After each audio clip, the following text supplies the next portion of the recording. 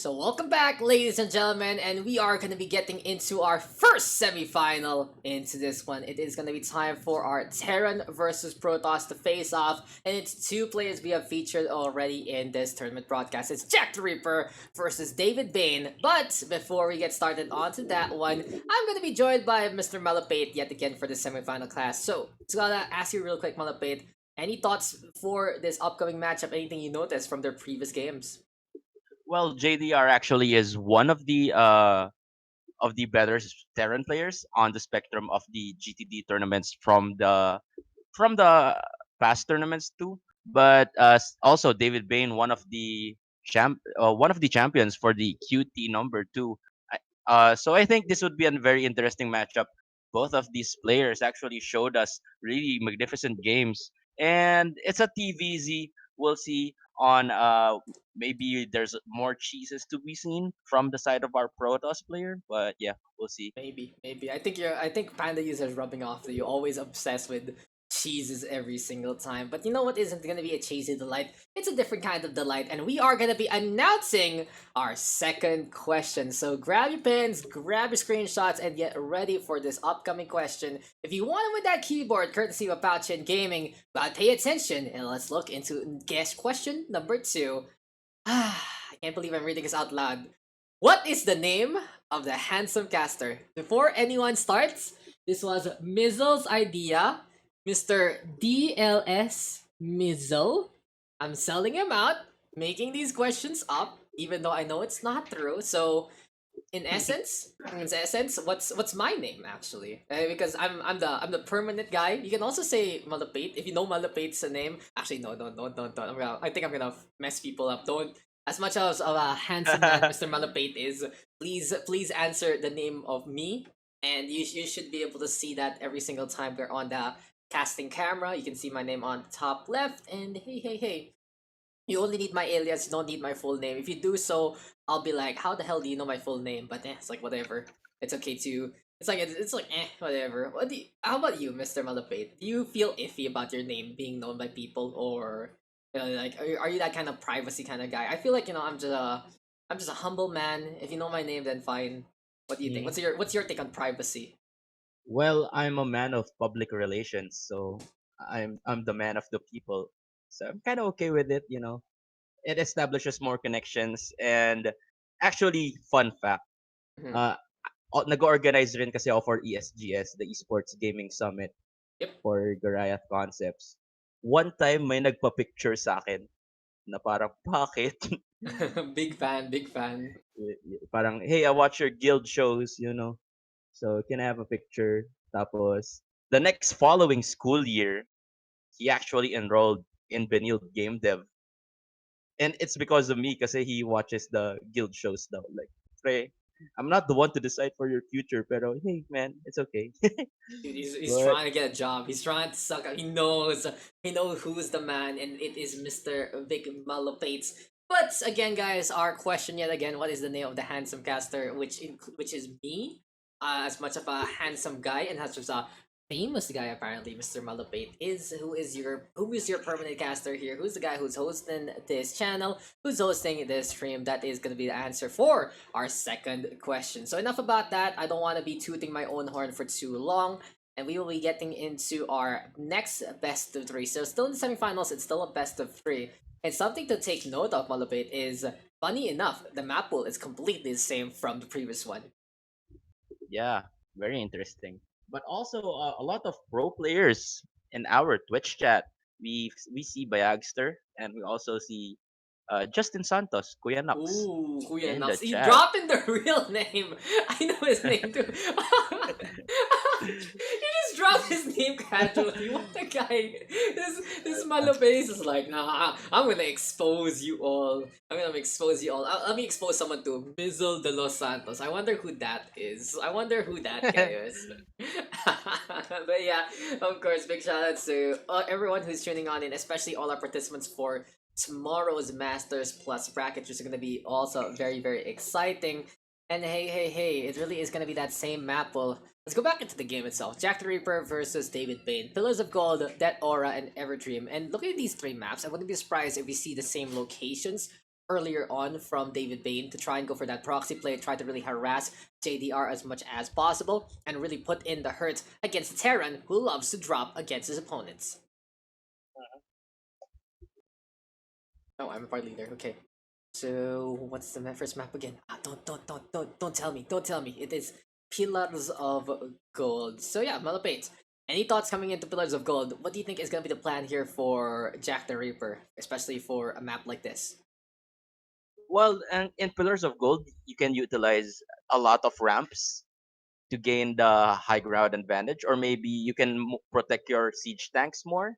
If you decided to go with the bio mech push, you see a lot of ramps, and you see also a lot of choke points to hide your siege tanks for to be harder to attack them.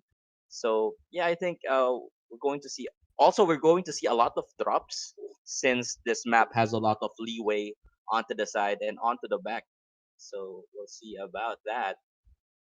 It's gonna be really interesting, especially for Pillars of Gold. I feel like here for JackDReaper, he might be able to be a little more straightforward with his drops. He can really just navigate through the diagonals, but I wouldn't be surprised if he does take the edges instead. But it seems like now we are ready to go. It's Terran versus Protoss time. We'll see who's gonna be standing here. This is pretty much a matchup what we realize and we really expect in the semifinals for the gold to diamond bracket. But hey, these are two players that are really gonna be up to par to the task, up to par to the match, and I wouldn't be surprised to any of either of them going all the way. But it's now time to get into map number 1 or 3.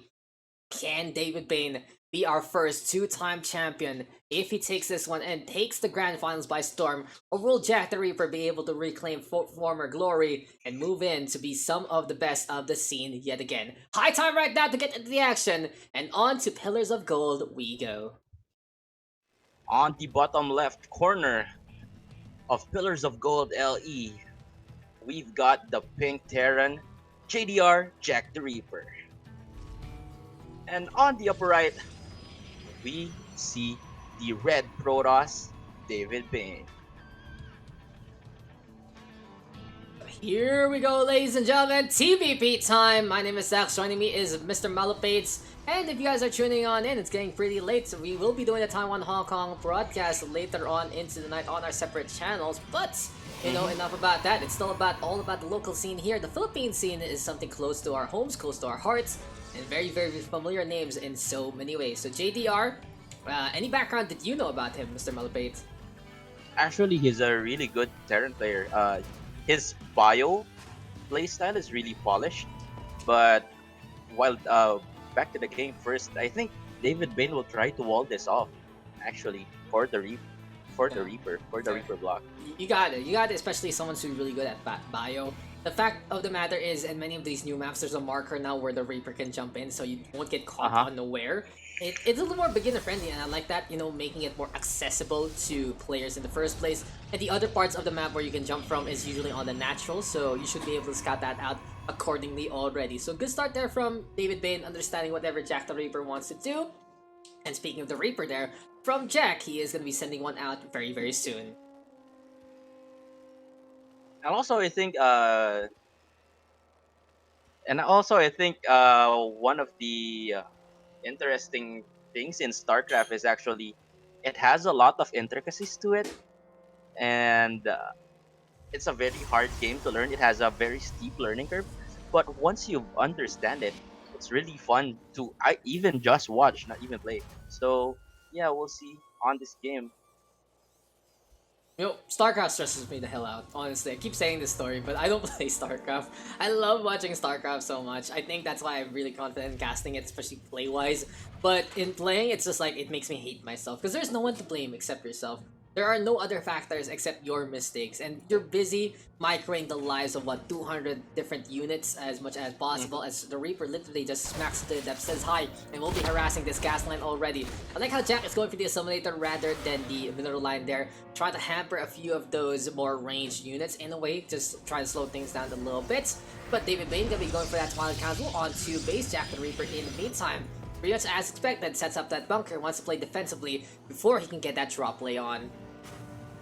But an aggressive Twilight Council from the side of DavidBane. Yep, as I said, 2 bases One Twilight. Wouldn't be surprised if we get either early Blink Stalker or early Adept. Really is going to be all about those setting those gateways up, especially on the natural, to kind of form up a little bit of a wall there. But he doesn't want to really commit into it because those units there from those like Marines, Marauders, they can still shoot upwards, and that will hurt DavidBane in the long run. In the meantime, though, JackDReaper right now setting up those two bases, mules being tossed out on over, and as we said, progressive Twilight Council turns into the Blink Stalker by the what 3.5-minute mark. Yeah, if you are watching GSL, this build has been very popularized by Parting, who actually defeated the Terran god Maru. So it's very annoying to deal with, especially on the ladder. You know, after that game, everyone is suddenly doing early Blink Stalker harasses, and as a Terran, it's kind of annoying to deal with. It feels classical. You know, way back when in Wings of Liberty, the only strategy was basically Blink Stalker, right? It was Blink Stalker or Max Void Ray. That was the two Protoss tenants. And seeing it back into action feels very, very familiar in a way. But yeah, Blink Stalker, they basically allow these Stalkers to be as cost effective as possible. Really good micro, especially from the best, turns them into just killing machines as much as possible. And speaking of killing machines though, again JackDReaper with his standard play, 4 Hellions in a medevac to get a drop into that middle line. But DavidBane kind of anticipating it, placing defensive units onto his mineral line. Stalkers are already set up in the first place, and he is just waiting for that blink to happen. This can be a really good chase here for DavidBane. If he gets to play forward, if he gets to catch onto the medevac, that is going to be 4 Hellions going for a one-way trip. And he also makes sure that that wall onto the natural is set up in a way that there is no escape whatsoever. So JDR must be careful. Where is that medevac going to be coming from? That's going to be the real question. Wouldn't be surprised though if he literally just comes through the straight line. Speaking of the straight line, on the eastern side, it's time to see what this medevac is up to. And it might be really bad if DavidBane successfully defends this, as we see his observer already moving right across the map and the shutdown, but getting 4 probes there. But the observer already moving right across the map. I think DavidBane is mounting for a counter attack at this point of the game, Yeah, he's taking scouting all the everything. vision he wants, Mr. Malupeyt. And 4 pros for the price of Pro Hellions. I'd say, though, our Protoss player are going to be coming ahead of that one. Now, JDR, though, will get scouted, and it is going to be high time for the Colossus to come. So, it really is just a basic approach here in the Gold Diamond. We don't really see too much Disruptor play in the lower echelon of play in a way. Even though they are valuable, they are very, very hard to use because of how the Purification Nova works. And when you have the Colossus, it's more stable. You can really A-move when you have the proper numbers. And if you protect them well against Vikings and the like, then they will pay out in dividends, cooking everyone a la War of the Worlds. Things might go bad for the side of JackDReaper, moving with his small uh, hitman units, a small strike force here. But once this gets cleaned up, as we see the massive army advantage from the side of DavidBane, and the Colossus already available. But in a scenario like this, we'll see if JDR can actually get any value with these units. But in the meantime, it really is just a pretty big concave from DavidBane so far. Army count, though, it's a little bit ahead for our Protoss using that high ground right now. That vision from the medevac to shut down that pylon there. And oh, that's actually a big one because it shuts down the Twilight Council trying to get that charge slot. That will slow down DavidBane to really stem the tide in the first place. JDR is even setting up those Widow Mines on the left side. And if he gets rid of the Cyber Core, that's going to be another tech structure that will be needed to be rebuilt by DavidBane. Widow Mines right now going for the shots, will get cooked up by the Colossus instead. It's time to get the hell out of there. Blink Stalker now to push forward. And the medevac, 1 HP, and a dream, will it survive? Yes, it does for the time being. Oh, so close. JDR actually winning in that trade, but the good thing that DavidBane actually did was to cut the reinforcing units with his stalkers, so it kind of helped him buy more time. Speaking of reinforcements, more drops going to be coming our way very soon, Malupeyt, as we do have JDR set up on the east side. Going to be looking to do another drop as well with his new medevac. On the other side, though, DavidBane wants to secure this front line and wants to secure that diagonal there. Will go for a fort base onto the high ground. And like this here from DavidBane, he needs to defend this part as much as possible, and setting up a base will give him a little more extra incentive to do so. And also in terms of upgrades, 1-1 already available from the side of JDR, and only +1 attack available from DavidBane. Ooh, I am more of the camp where if you're playing against Bio, you want to get that +1 armor rather than the +1 weaponry. In a scenario Mhm. like this, I think the only targets that can really utilize it to the optimal way is the Colossus. Sure, Zealot's gonna have an easier time to cleave them up, but that Colossus splash damage is the only big way to go about things. And when you're facing off against so many numbers, Malupeyt, right, you want to make sure you mitigate tick after tick. As here we go right Yeah, now, the Colossus onto the west side. Oh, it's time for the drop so into the main base. a huge drop here from the side of JDR. Let's see how can this be really effective. But the Warp Prism Micro from the side of DavidBane and multiple units being warped at the same time. The Zealots would obliterate the strike force from the side of JDR. But yeah, JDR decided to get away. That was such a good pickoff. He got rid of the Warp Prism and even Pylon. Again, the Twilight Cancel can't do anything. But DavidBane has had enough. When in doubt, go for that Dark Shrine, as I always say. Hmm. It's time for the DT to come into play somewhere on the map. Where is that Dark Shrine? I can't click it for some reason. I think it's already on my screen, but yeah, there you go. It's right there in smack dab. That black and red skin makes it so hard to actually Yeah. see the Uh huh. monolith in the first place. Oh, disruptors! Disruptors! Finally, someone has heard me. DavidBane gonna be adding things up with the disruptor. And for you, Malupeyt, what is the difference between getting Colossus versus Disruptor? But all that thought though, it seems like an engagement in the middle already. Colossus trying to go for the cook-up. JDR unable to stay on the low ground, but will be able to get the high ground there and go for the step back. Push and pull from both sides. Blinkstalkers right now to be aggressive. The Vikings getting picked off one by one. And that is DavidBane winning that clash out. Very well executed. Not a single Colossi falling for the side of DavidBane. And I think disruptors would actually force your units. I force your enemy to actually split his units. And when you're splitting, you're not actually dealing damage. And I think in a high level play like this, uh, one good juicy shot would actually change the tide of the game. The course of battle, the advantage, Hmm. basically who would win. But here we go again, and it is gonna be high time right now to see those Dark Templar be as pesky as can be. JDR trying to survive. It seems like we are gonna get some ghosts here from JDR as well, but he needs to get rid of these Dark Templar there, slicing, dicing their way to victory. And speaking of victory right now, DavidBane trying to get a little bit more. I do like how JDR is trying to go for the Good concave. Oh juicy my god, shot what a there! Nova! That is just a Nova to Oh remember, my ladies and gentlemen. A goodness! big boom from DavidBane. He truly is a magician of his own time and gore. The Disruptor getting 17 kills and JDR hurting after that big one. That disruptor punches the dagger into the hearts of the millions of the JackDReaper fans, and another good engagement right here. And I don't think JDR can hold this. This is too much firepower on the side of DavidBane. The boys has been pulled. Good micro from the stalkers, blinking away from that melee concave.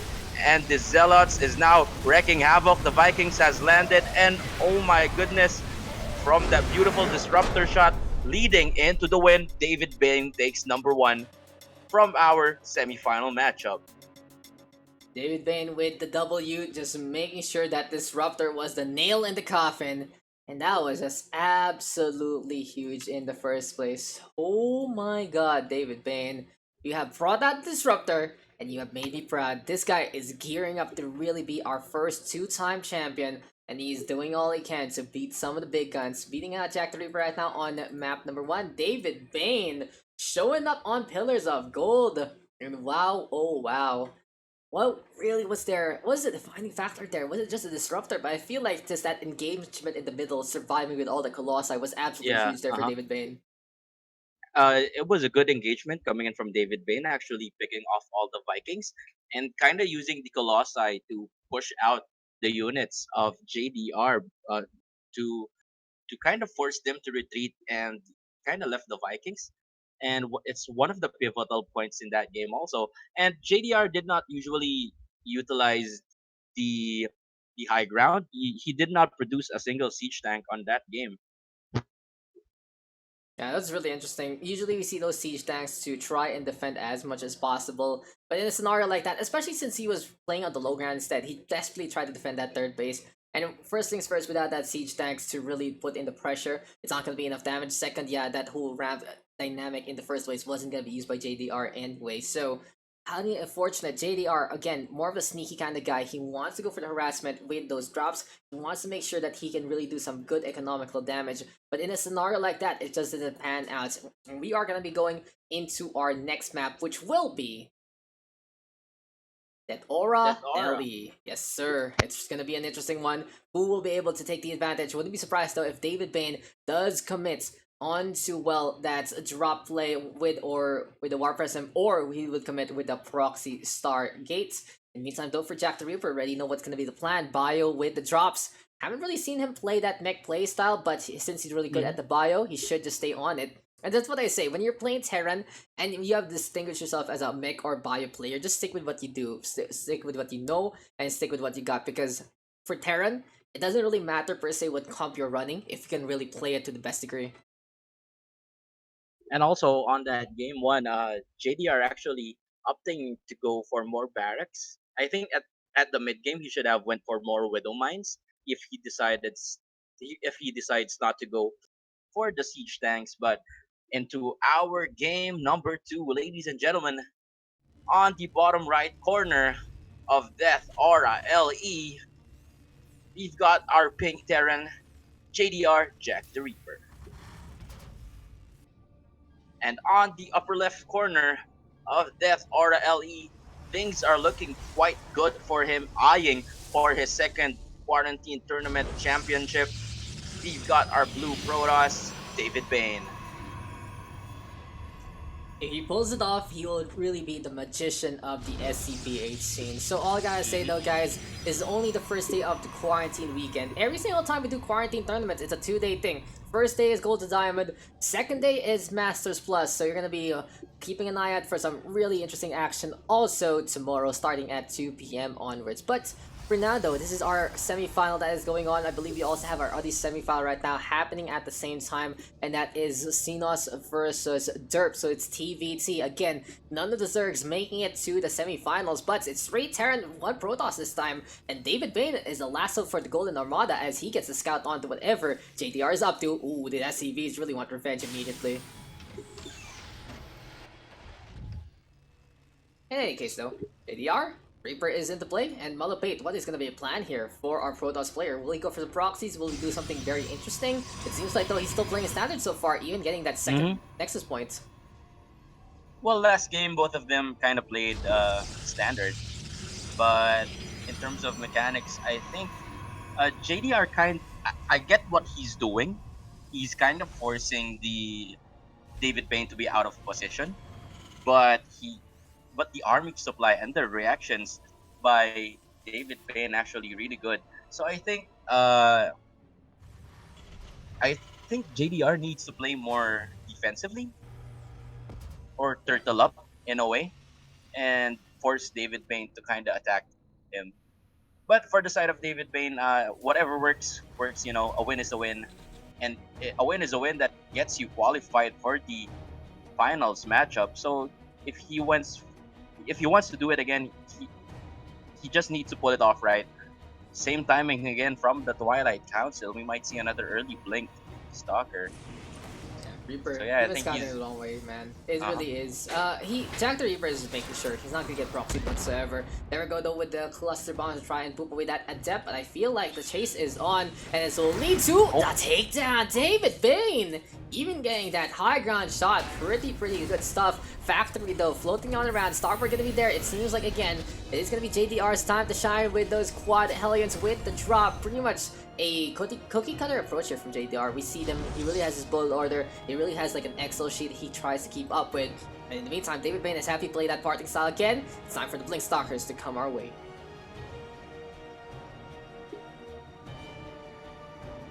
But and in also any case, yo, get it. and also in a map like Death or LE, you also have 3 main ramps that when you're trying to go up to the high ground, and you also this map is all very ridden with ramps. So I think the siege tanks would be good to be utilized once again. So let's hope maybe for JDR to go with that one. It seems like he only has a selective course of units so far, and I really would love to see him upgrade that one. Maybe Hmm. even more so on Widow Mines, as you said, those siege tanks could be planetary units that I've seen him actually play in the first place. But it's now high time for the Hellions to come on back. Now, some of the veteran fans here might be rooting for two distinct players, JDR versus Xenos. Might be a really amazing grand finals to bring us back in the days of Wings of Liberty. But right now, the quarantine tournament is not only about our veterans, it's also about our new guns. And DavidBane right now really showing his stuff, and because he is one map ahead against one of the best Terrans in the SCPH scene, especially during the Brood Wars Day. Mr. JDR here, the GM of the C games for StarCraft 2, and it is gonna be a really good accomplishment to play and win against a player of his caliber. We see the Medivac drop from JDR coming up, and the stalkers would be ready once again, waiting for that Medivac drop to happen, and we'll see the follow up for the players, Liberators, on the way from the side of JDR, Can't get in getting there that into play though. cautionary scan. Yep, just make sure that everything is gonna get spotted along the way. No sneaky peeky things whatsoever. We are gonna get that +1 though from David's main side onto that fortune. Wild cancel, even getting that charge lot along the way.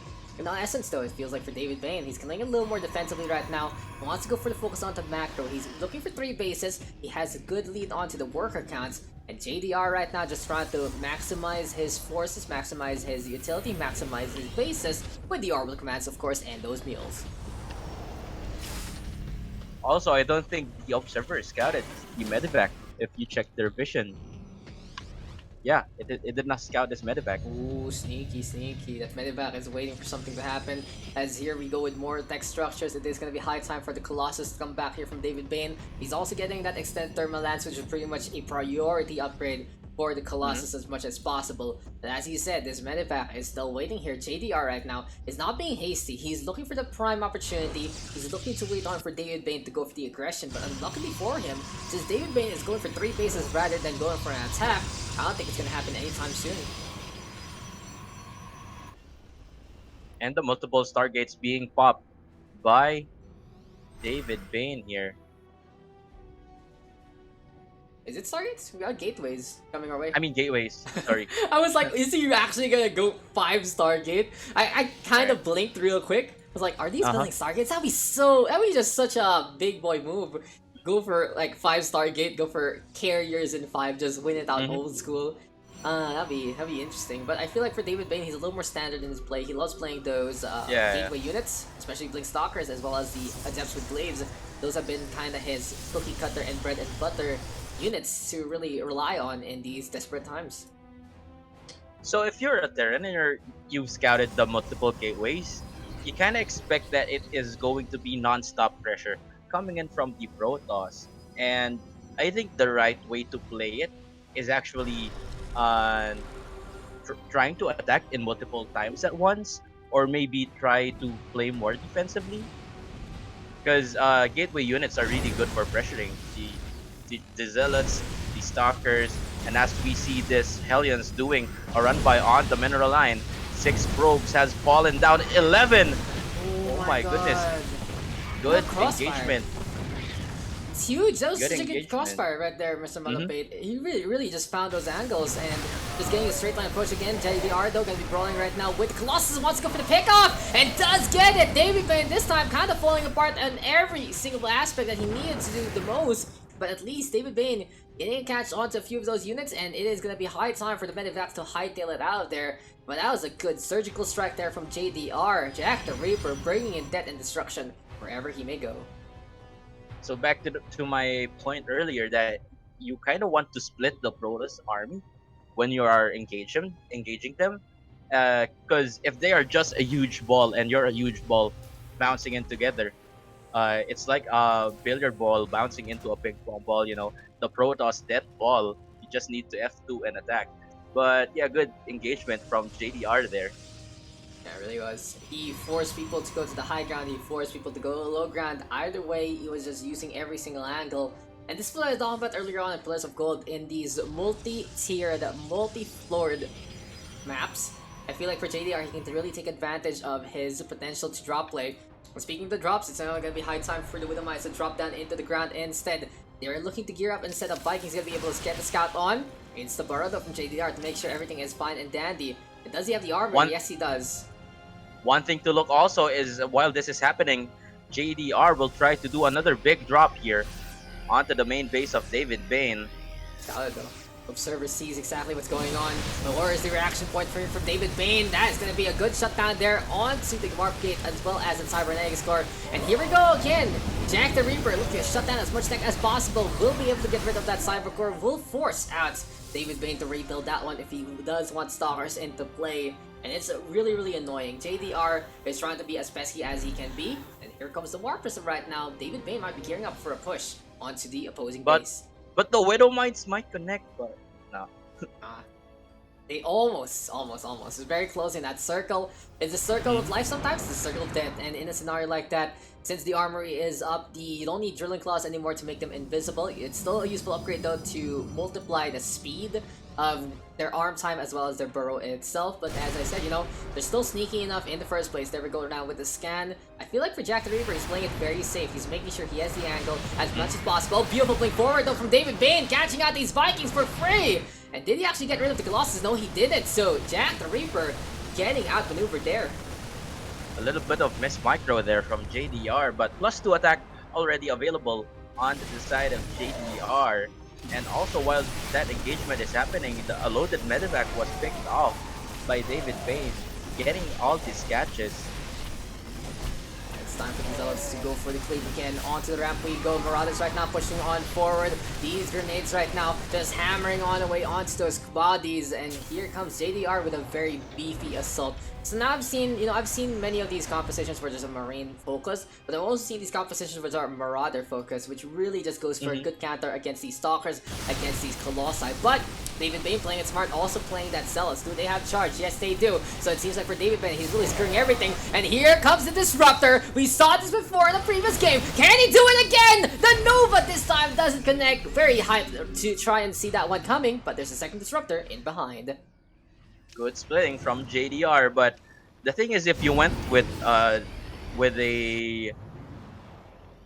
Marauder composition against TVP, you kind of lack the damage per second. But if you went with the more Marines, it's kind of soft. But we see another engagement right here as JDR will try to medevac drop onto the left side of the map. DavidBane smartly engages the smaller army of JDR and will be pushing on this planetary.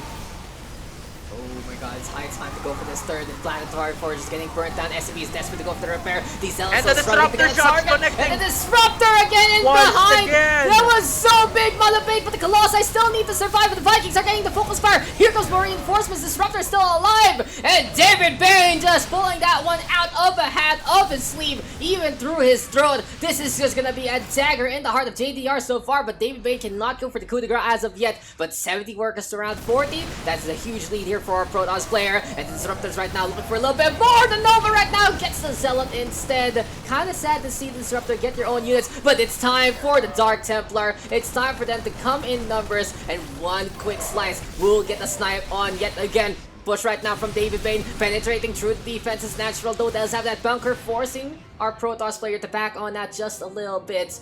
But here we go with more and more reinforcements. War Prism already into play. He just needs to be very careful. DavidBane! DavidBane? Oh man, couldn't, because in behind all of this, JDR being cheeky with drop. Yeah, DavidBane, actually good engagement from him once again, but he needs to be mindful. He loses his fourth Nexus, and we saw him earlier crumble against a multi-prong attack while he is attacking with his main army. That was so brutal. The Dark Templar literally sliced the Marine in half. How? How? It's scary. You think it's like a what do you call that? The seppuku thing or whatever, just a beheading in a way. But that was a bisection. Okay, now I was kind of freaking out how that looked like. But back to the game, these Widow Mines are trying to get good into Widow a Mine space. connection. Ooh, 9 probes. Oh, oh 9 my, probes I actually missed that going one. down. Where was that? Holy crap. Actually, good drop back from out of nowhere. Mhm. Oh yeah, there it is. Sneaky peeky. Those Widow Mines were a distraction, and we did see it. JackDReaper, the fireworks in behind of the Colossus. Getting 9 of those kills. Really good stuff. As here comes JDR right now looking to punish his third base. These Widow Mines are still in position. Here comes the battery overcharge. They need to get rid of the Widow Mine as quick as can be, and that is going to be the show for them there. But still, DavidBane with the advantage. Still more economy, still more income, still more bases. In a scenario like this, we got JDR trying to set up as much as possible to go for a potential comeback, potential counterattack with all his bio units. Also, he needs to get this observer that has been here since the early game. It gives DavidBane more information and on how to respond, or it kind of it detects the pathing of your units on where they are going, so you can either flank here if they're going straight ahead, and yeah, and still the observer is still alive.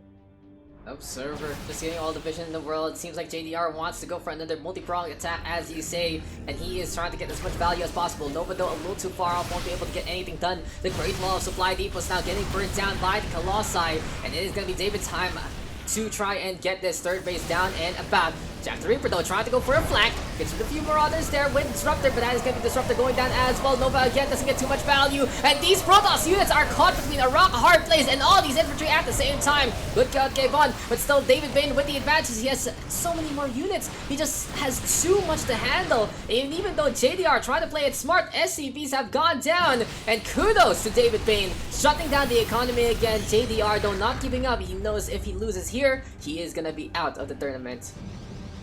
Actually, perfect engagement from JDR, but the Dark Templars wreaking havoc into the back line, and also, as we see, this might be the final push of DavidBane. The Dark Templars still wreaking havoc into the front line.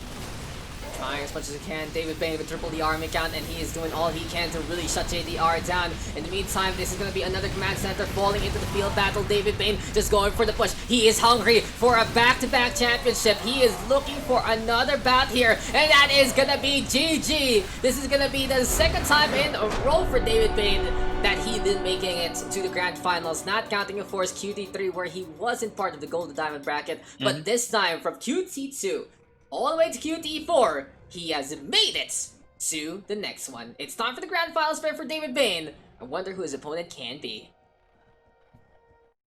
Actually, perfect engagement from JDR, but the scan was a little bit too late, actually. And the Dark Templars already slicing all the way to the bio units. It was just a huge difference maker there. The extra DPS, the extra units, and DavidBane is our first grand finalist. We'll be looking though on who his opponent will be, as I believe Xenos and Derp have been playing for quite a while already. We'll be getting confirmation on that, but hell yeah, that was such a good one. DavidBane taking the advantage, and he takes down JDR 2-0. All right, we'll be back for our final matchup. It's surely going to be a TVP since both of the semifinalists are Terrans. So Xenos and Derp, some familiar names. All right. Yeah, it really is. And just quick little recap there. DavidBane taking that 2-0. And big shoutouts one last time to our sponsors, ROG Internet Cafe, Blog on 101 Games. We also have DLS Missile as well as myself. There's Pouchin, who is hosting that giveaway for the keyboard, and Derp by Extra Style Cookie as well as Raigeki. You want to give them some love, just type in that exclamation point sponsor to check out their socials, and we really appreciate all their support, everything they have given to the StarCraft VA scene. But we will be right back, ladies and gentlemen. We'll be confirming what our grand finals match. Stay tuned, stick around. This is the SCPH Quarantine Tournament 4 Gold to Diamond bracket.